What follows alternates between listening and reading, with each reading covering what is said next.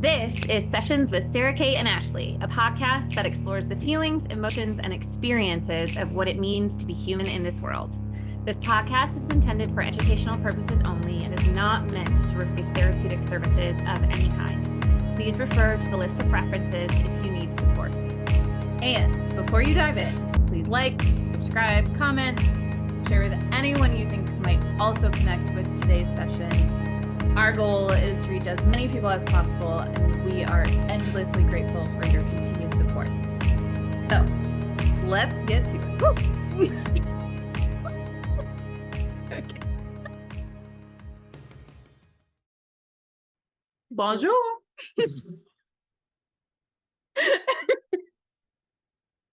You better fucking leave that in. Okay, welcome everyone to Sessions with Sara Cate and Ashley. I am Sara Cate. Say it. Bonjour. No, Say bonjour. I'm at, okay, listen. Emily in Paris, you guys, for anybody's that's made listening. Ashley French. That's the story. She now, any of you beautiful French human beings out there, she now believes she speaks your language. It's made me obsessed with France, and I feel like I should be there. So she keeps greeting me with French phrases. So anyways, I'm Ashley. So anyways, she's Ashley. And this is episode number 3, or quoi, for the French speaking folks. I'm sorry if I butchered that. We are talking about kind of a follow-up, really, from last week's episode in a little bit, in a bit of a way, because last week's episode was talking about how trauma is a spectrum, right? And how in so many ways we can't really fit it into a box. And so I think this next conversation that we're going to have is similar to that, in the sense that we have either or and all of the other possibilities here, but most of us have not been able to find a home in our own bodies, because when we went through these traumatic experiences, we either had to override it, shut it down, not experience it, ignore it, whatever it might be. And so this disconnection from trusting our body, trusting our emotions, trusting our feelings was pretty profound for many of us. And so we're not going to see our body as a home. We're not going to see, and maybe even our actual physical home was unsafe.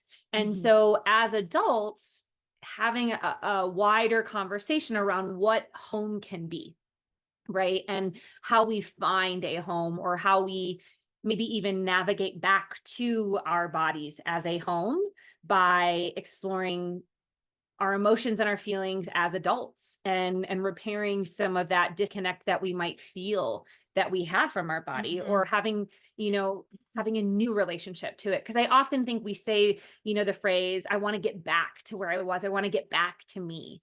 But also, who was that me? Was that me really aware of what they felt or knew or needed? Maybe not. And so rather than trying to get back to somewhere, maybe a renegotiation to what home is, and a renegotiation to the relationship that you could have with your body now.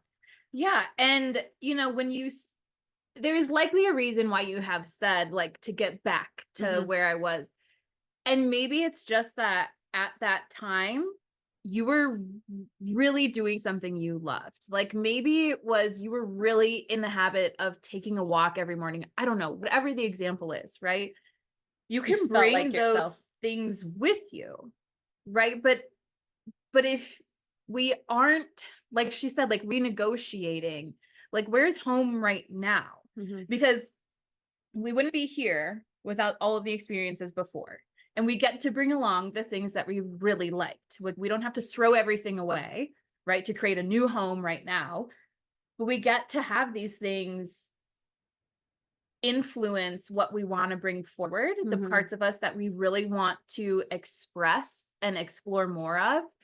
And we get to find more safety and more acknowledgement of the things that like maybe we just didn't feel as comfortable expressing. And so we hid them, right? The parts of ourselves that we deemed less worthy to be seen. We get to also find that. And, you know, like Sarah said, I use this example a lot because it's pretty non-threatening. But I remember when I started Pilates, and Pilates is a very slow, controlled class, right? Like usually there's no music. You're like really focused on what your body is doing. And at first I was like, this is stupid. And we love Pilates. Don't come for us, Pilates community. I'm a Pilates instructor. So like, just hang on, there's an ending here because eventually I loved it, right? But in the beginning, but here's the thing. Here's what I realized. And I hear this a lot from people who hate yoga or Pilates or anything that's slower, right? Because when you look at fitness, or if you were in athletics, you're kind of taught that you ignore what you're feeling. You ignore those sensations. You go as hard as you can, as fast as you can. If you hurt afterwards, cool. You'll do your recovery session. You'll get some ice. You'll get a massage. Blah, blah, blah, blah, blah, right? But in the moment, if your ankle is hurting, too bad, you have 40 minutes and then you can worry about it, right? So when I started doing Pilates, I had to spend more time with my body and the sensations in my body. I had more time to spend with like, ooh, this is hard and I have to hold this position. I have to keep doing this. This is really hard. Or, oh, she just said something and I'm definitely not feeling that. You know what I mean? So like it was a renegotiation for me in exploring how my body moved. And in that, I gained more information about what it feels like to just move without pain, which is again, like a very like non-threatening like example here.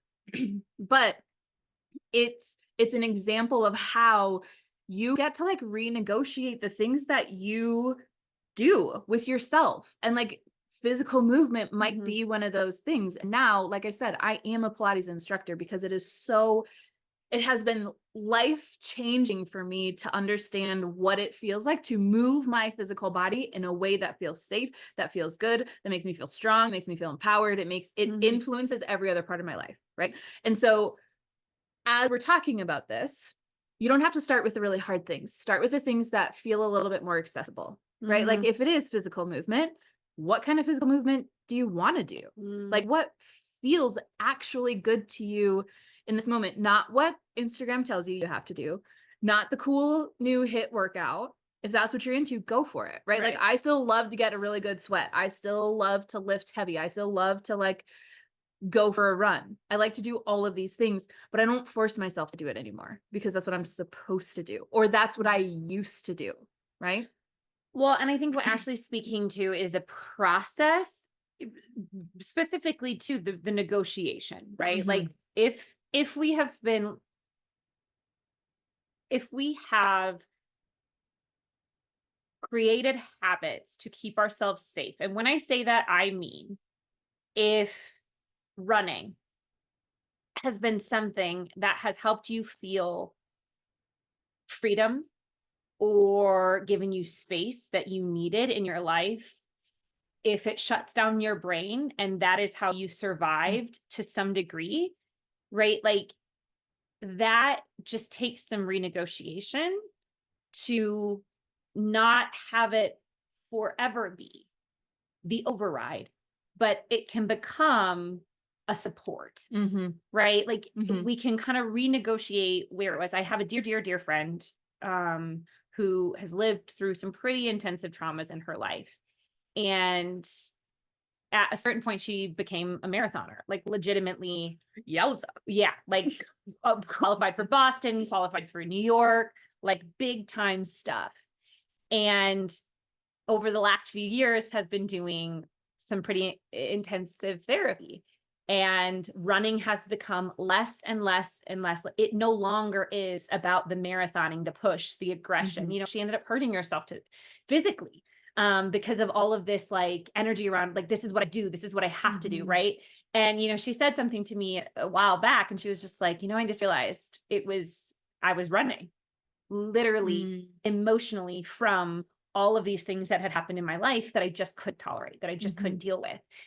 And now running gets to become something she enjoys again, something she does when she wants to, rather than this necessity for her mental stability. Yeah. Right. It can become a part of your mental health, not the only thing that will create, because that quite honestly creates, then that thing is controlling you. If you need to run, if you need to eat, if you need to do this, that's actually controlling you to some degree, because you can't be well then if you don't do it.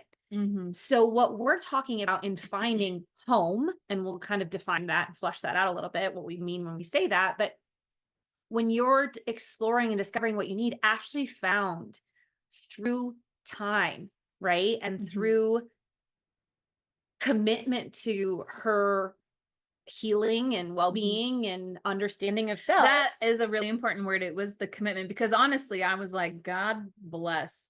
I hate this. Not like This is boring. And my Pilates mentor, right? She asked me questions. She was like, well, what does that feel like? I'd be like, I don't know. It feels like I'm lifting my leg up and down. Like that is the only. It's very Pinocchio of you. Yeah. Like you just made me think puppet. about, like a puppet, like here's my arm up, here's my arm down. Rather than like what's happening. But it when I was feel it. very like, if you listen to the last episode, we like gave the example of like when you take a deep breath, like, can you feel your rib cage expand and come in, right? It's like the very surface level. Yeah, I can feel my legs moving up and down. Like, awesome. That is exactly what I needed at that time to determine in my body. What was my body even doing? But here's the thing. As I stayed committed to Pilates, yeah, but it was more of a commitment to what I wanted to feel, not what I wanted other people to think of me, not what I wanted to like. I was after what I want. I was after wanting to feel differently than what I was feeling now. And that is what I could stay committed to, because that, your body is so incredible and we don't give enough credit to what it holds, right? Like we can talk about just the physical movement, but the fascial system in our body, our muscles, the soft tissue, everything in our body holds our memories. It holds our emotions. It holds who we are. And when we move our tissue, when we move our physical body, we are moving all of the internal things as well. And that is just one way, right? That was the way that I found. Remember, this is like, we're coming from our work with clients, but also like our personal experience. But sometimes hearing people's experiences helps us, right? And this was the way that I truly found, because for the first time after doing Pilates, I can honestly say that I was comfortable with my body. Prior to that, no. Do I still struggle? 100%, right? Like, are there still times where I'm like judging myself in the mirror? Yeah. And I probably will until I die. However, I spend more time now, more by a long shot, being comfortable in my body, with my body, being so proud of what my body can do. And for me, it was the commitment to how I wanted to feel. And that process through now, or, later, 2 months down the road, and she asked me what I was feeling as had my legs in the straps, like I was giving her very different answers. 4 years later, it's now been 7 years, 6 years, way different answers, right? But it wasn't like a 0 to 100. It's the process. Right. And the learning. Yes. And like you get to define what that home is like, but we can't define it if we're unwilling to listen to us. Which is really hard. Oh, yeah. Let's just be clear. Like I say this to anyone I start working with, like as a therapist, as a somatic therapist specifically, I'm like, you're not probably going to have fun doing this.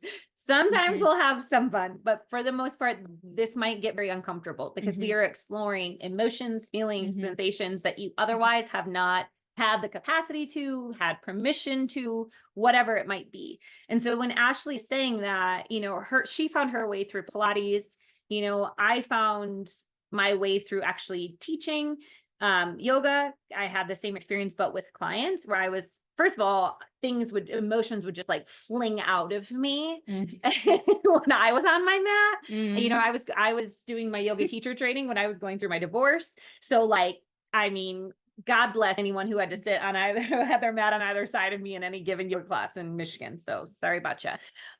Because it was such an intensive experience for me. I Mhm. was just like, there's so much coming up. And then I started teaching and I would watch that while Mhm. I was teaching, just seeing what emotions would come through for people.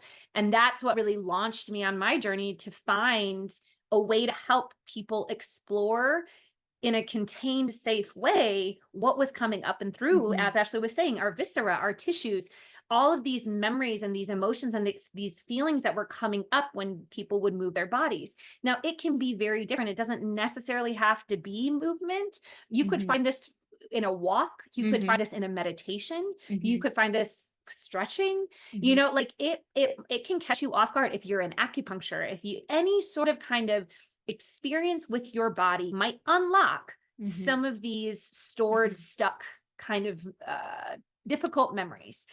Um, but to kind of like drop it in a little bit more, when Ashley was saying finding a home, you know, I think if we think about from a more kind of analogy of what home can be, right? We think about a home and we think you're familiar with the place that you're in, right? So you come to your home, let's say it is a house, and you come to your home, you know where your living room is, you know where your bedroom is, you probably know the pillows on your bed, or you know where your toothbrush is, or whatever it might be. You have some orientation to where things are, you know, like if you probably closed your eyes, you could probably know where you were maybe in your kitchen to some degree and where the cups were and where the plates were, so on and so forth. That's kind of what we're inviting you to do. When we say finding home can be anything, Mhm. we're kind of naming that for our body experience, right? So, like, learning how your anxiety moves, learning how your fear moves in your body, learning what it feels like when you're stressed, learning what it feels like when you're settled, learning what it feels like when you are having those red flag moments, like something's amiss here. Mhm. You know, those Or the joy. the joy Yeah. and the excitement and the hope, right? All of those things are a part of your internal home. And as we said last week, you know, so many of us had to some degree shut down all of the really hard feelings because maybe we were in a really difficult experience for a very long time. So we shut down the fear, we shut down the worry, we shut down the anxiety. It doesn't mean they weren't there. We just cut ourselves off from them to some degree out of survival. But we also don't get to decide then that joy and hope and love all get to stay. We kind of start to mute Mhm. our emotional experience. We start to turn down the volume, if you will. And so, what we really are hoping to do in just even creating these conversations is start to build a capacity to explore those things, because in opening yourself up to all these really uncomfortable sensations and experiences and getting familiar with them and learning them, you have a relationship to them. They're not in control of you anymore. They don't get to Mhm. be the dragon that you're trying to like hide from. It actually gets to become a part of who you are, where then you get to set boundaries or you get to ask for what you need. If you're having fears or doubts or worries, you start to tolerate less and less bullshit, to be quite honest, because Mhm. you're like, those things don't make me feel how I want to feel. And also, you open up your capacity for more joy, for more love and hope, and Mhm. all of these really juicy emotions that we want to experience, you know? So, building a home, becoming familiar, because like I'm sure there's shit in your house that you're like, oh God, that wonky board and that I need to paint that wall or I hate that color, right? There's stuff in your home that you would probably like to adjust and change. And our internal world is kind of like that, you know, like we aren't gonna enjoy necessarily our fear Yeah. or our doubt or our Mhm. worry. You know, those aren't fun Mhm. and they're still ours. And if we understand them, we can support them. Mhm. And they don't have to be these things we ignore and avoid, because it really, our home is so dynamic Yeah. and our bodies are so Yeah. dynamic in the way that they feel things and experience things. And doing this work, you know, Ashley found this connection to herself and this it sounds like almost like value of her own body that she never had before. And she was able to then continue to commit to caring for and supporting and understanding her body in a way that she now has a different relationship to it, one with less criticism. And it doesn't mean it goes away, Right. but it just becomes Ooh, less. wouldn't that be nice though? We would love it. We would love it. One of the reasons why I think, you can correct me if I'm wrong. But You're never why wrong. wait till you hear what I have to say. No, but why Sara Cate and I kind of gravitated towards each other is because we come from very different lines of work, but both lines of our work include the entire body. And we recognize and hold a really profound like gratitude for the wholeness of our bodies that exist physically and beyond in this world of being human. And so, when she was talking about like, we mute ourselves and the goal is to try to like create more capacity on both ends. And the ability to be, even when you are in something really uncomfortable, to still feel grounded and at home. I think, there is unfortunately a lot of things out there. And one of the things that my clients will say to me a lot, and I have heard this and I have sat with this myself of like, okay, I only have to sit with this uncomfortable emotion for 90 seconds and then it's going to go away. And if I sit with a comfortable emotion like love or something like that, it's just going to expand and it'll like move out of my body. And now all of a sudden I just feel a whole lot better, which like, yes, can be true. But I don't want you to feel like, okay, if I just sit with these uncomfortable emotions, then they're going to just kind of like pass and go through. I want there to be, or I hope that there's an invitation to explore when you're with something uncomfortable. And we talked about this in the last episode. We can't just go right into all of like the really deep, tender things, right? But I hope that there is, like I hope that there is an invitation and maybe a new,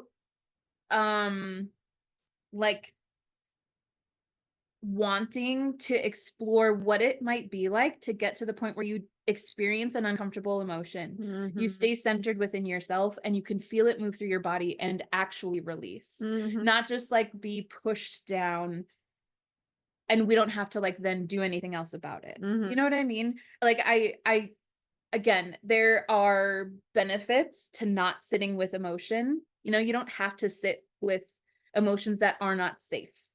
Right. And that's where working with somebody becomes incredibly helpful. But what we're saying is there is the ability on both sides to increase that capacity. And to do that, it's you. It's what feels good to you and how you want to feel that is going to lead you down the road to like figure out what you need to increase your like little home capacity.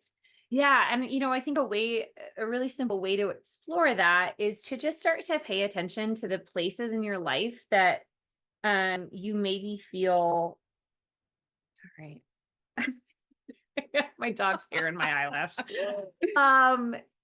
Pay attention to the places in your life where you just start to feel confused or you don't know what you want to do. That's a really profound kind of point of entry, because then when we don't know, like none of us like that for the most part. Like it's not fun. I mean, there's a little bit of me that like loves not knowing what's going to happen, but for the most part, who are you? just a little bit. But for the most part, having some control over situations, or like knowing what we want to eat for dinner, knowing where we want to go, knowing who we want to see, knowing where, what we want to do next is important to us, because a lot of us maybe didn't have a ton of control growing up. And so we found a way to manage that stress by having a rhythm, having a routine, knowing what's coming next, right? Because the unknown was way too scary for us, or held a lot of pain. So knowing is a way that we've learned probably to keep ourselves safe. Yeah. However, there probably are moments in your week where if you were to stop and just pause for a second and be like, what do I want to do next? There might be a little bit of a, I don't know. Do I want to go for a walk? Do I want to send that email? Do I want to call that person? Do I want to make dinner? Whatever it is, right? And sit with that question, because when we can get a little bit more comfortable with the uncomfortable, when we can, in these really simple tasks, not in these big ones, not in, like Ashley was saying, diving into the most tender, scary part in our psyche, but to just with like, do I want tea or coffee this morning? You know, like sitting with the, I don't know. Right? And just noticing that's when we get to explore, because that can be like, when I have coffee, how do I feel? So let me have coffee this morning and see how I feel in my body. I feel great. 100% of the time, we feel great on coffee. You will find that out in this last season and this one that is coming for you.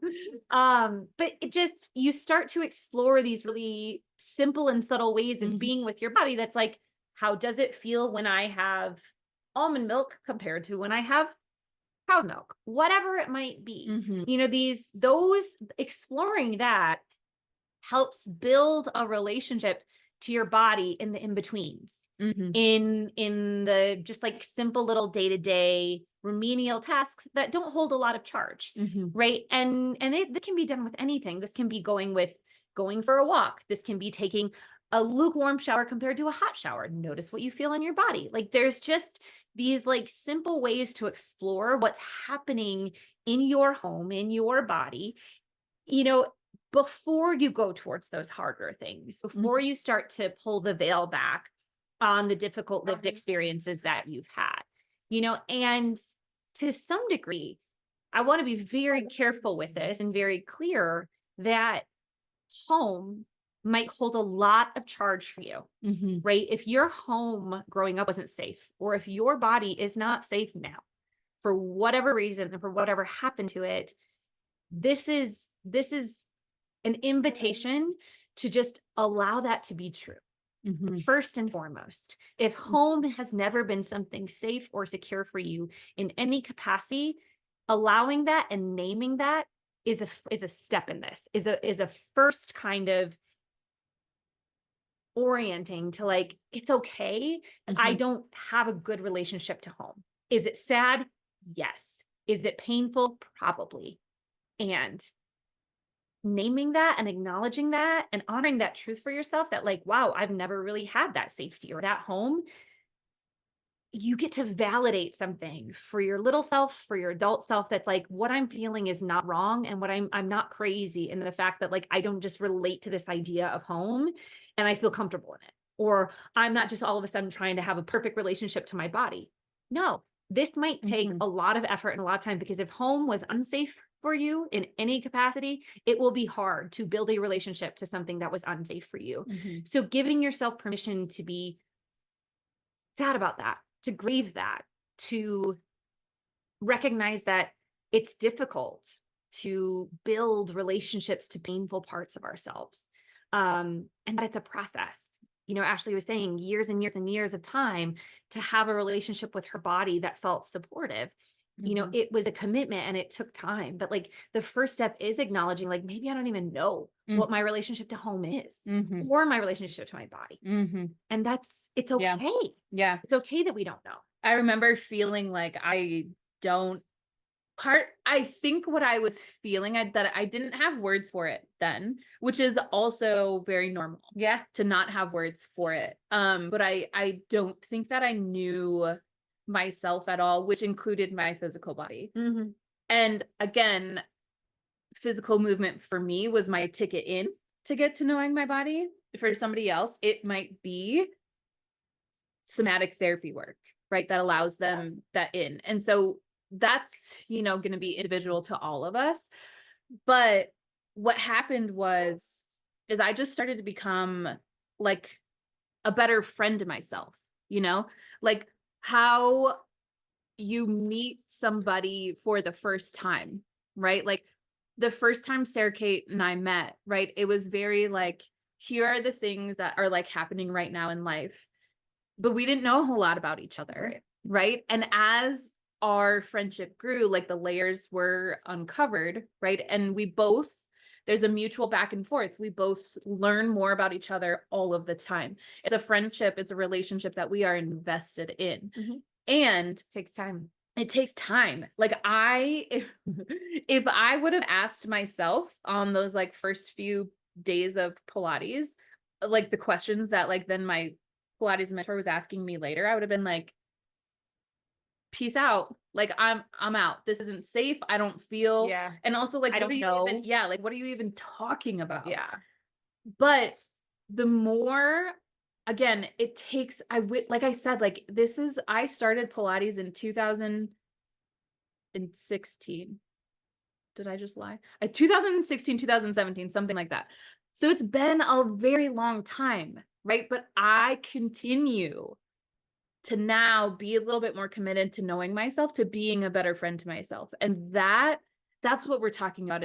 We don't, there are parts in this home that I still don't feel fully safe with. And that's okay. I'm not, I know it's there, and I know when the time is right, information will be presented about it. And there might be a time where I'm ready to then like dive into it. And right now when it's not safe, that's okay. It's respecting that process. Yes. And I'm not pushing, right? Like I'm not forcing, because if I force, it's not going to be sustainable. And I think that's one of the things I tried to do before, is I tried to go big or go home, right? No pain, no gain. We're fucking doing it. And then nothing lasts, right? Like the results don't last. The way I felt didn't last. The relationships that I got into didn't last, right? Like it's all like super fast and then nothing. Until I decided that like, okay, nope, this doesn't work for me anymore. I want to feel differently. I want to know myself differently. And I allowed, it ain't easy all the time. It's really hard sometimes, right? But the difference is, and I still go back and try to force things. And then what happens is I find my way back. Great. That's a pattern. Yeah. She goes back into it. Yeah. We all do. I do Yeah. too. We go back into the pattern of the known. Right. And then we're like, oh yeah. That's why I stopped doing this.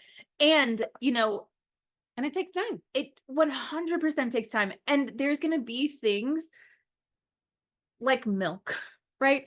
There's going to be things where you just know that you feel better when you drink almond milk versus cow's milk, or maybe vice versa, right? And there's going to be a day where you're all of a sudden like, oh, actually, no, I don't want the almond milk because I know I feel better when I drink cow's milk, or vice versa, or whatever it is, right? And it's not going to be that big of a deal. It's just going to be like, oh yeah, I actually feel better, right? That's where we're going. We're not after the forcing. We're going for becoming so sure that we're not going to force ourselves into anything. We're not going to like force ourselves to figure anything out. We're not going to deny any parts of ourselves, right? But we're just going to like see what happens, see what comes up, see what information we give. And then eventually we know the next step to take. Totally. And I think, what Ashley's like speaking to kind of indirectly is the compassion part of this, right? That like, we can go back towards the old behavior, go back towards the old pattern, or go back towards kind of the old way of functioning, see it and be like, oh, yep, okay, still not serving me, or still not giving me the results I want, or leading me where I want to go. Well, let me come back, like, and that's where I think ultimately as adults, we get to establish relationships to our bodies and our beings that is like, we get to fall out. And we learning to come back. I had a teacher early on in learning in just my yoga practice, my individual practice, say it's not about falling out of alignment. It's about learning how to come back. Right. And that is so true. Like my nervous system has been patterned in a certain way my whole life. And so for me to believe that once I get the tools, once I understand myself, I'll never go back to that. It's not true. I go back to it often, but now the difference is the path back to myself is shorter. The path back to myself is with less criticism. It's with more compassion. It's with more care of like, oh yeah, we know that. We knew that wasn't going to feel how we wanted it to feel. And now I'm coming back, right? Now I'm renegotiating again, this relationship to myself. And I think any healthy relationship is one of kind of rupture and repair. And so even our relationship to our own bodies, even relationship to our own being is going to be rupture and repair. It's going to be like, oh, yep, look, I self-abandoned. Yeah. I'm coming back. I'm here again. Yeah. Also something that we just often didn't get modeled to us as we grew up is rupture and repair, because it's very normal and natural to go towards like, if there's a rupture, it's over. Or it was worth sweep it under the rug. Nope, it didn't happen. Or we had probably people in our lives who didn't take accountability for their part in the rupture, especially adults. And so now we as adults get to say, oh God, yeah, dear heart, I did leave. Okay, I did step away again. And I'm sorry, I'm here. Right? Like learning how to be in that, like, oh God. I'm just laughing because I literally had this discussion with myself in the car yesterday. See? Not like literally out loud in my car. And then I got to the gym. And I was like still having the conversation in my head. But as I was having the conversation, like some of the emotion was starting to come. So my whole workout was me like whatever, doing squats and then like wiping the tears from my eyes, being like, I hope no one's seeing this girl. But it was fine. It's fine. I say that because it was comical to me afterwards, because I was like, of course you decided to have this conversation with yourself on the way to like being in public, you know? Not in the privacy of your own home. Yeah. But it's just when I felt like I needed to have the conversation. And honestly, you know, had I, you know, had that experience, maybe, I mean, even last year, maybe I would have just probably gone home. I would have abandoned like what I wanted to do for myself. Right. But you're putting what you needed. Yeah. That's a coming home of being like, I would rather just be in the sadness, or I'd rather just sacrifice what I need right now to, I know that that's what I would normally do, or that I was taught to do. But you push through and you cry through it. Yeah. I put on, normally when I go like work out, it's like Kevin Gates is like what I'm listening to. And I was listening to like 112, like the saddest Maxwell. Oh, but it was great. Anyways, I just wanted to give that example because it popped in my head when she was talking about that. But like I will forever be grateful to myself for like deciding that I was worth it. And again, it's not always easy. Yeah. And I have support around me also. And I also don't want to sound like, oh, it's just, I didn't need help. I needed a lot of help. I had a lot of people around me to help me through this. And we say this a lot. And we say it at the start of every episode, but we have references listed. We are here as a resource. You can always reach out to us. And if we aren't the right fit for you, that's okay. We are here to help. That is part of why we want to do this work, is because we want this information. We want this path. We want everybody to discover like how truly worthy of having a home within themselves that they are, that we will help you find someone, right? Somebody that is a good fit for wherever you are. Even if you're not, we're both in Denver, but like, even if you're not local to Denver, we will help you. And that is how we create this like ripple effect in the world of spreading not only this information, but also spreading what it can feel like to come home. Yeah. Right. And so if you're curious, if you want to explore that, we have resources, and we have other episodes from season 1 where we talk about kind of diving into the emotional world and the sensory world in your body. So there's some episodes on somatics and exploring sensation and what somatics is. So reference those if this kind of is intriguing or interesting to you in any way. But again, just an invitation to acknowledge what is. And perhaps, because that's often the first step of like deciding you want something different, is to acknowledge where you're at first, right? And it's not sometimes great or fun, but you know, it really helps us then decide to do something different when we are like, this isn't what I want anymore, or this disconnection isn't how I want to feel anymore to my body, to my home, whatever that might be. So as always, we're sending you care.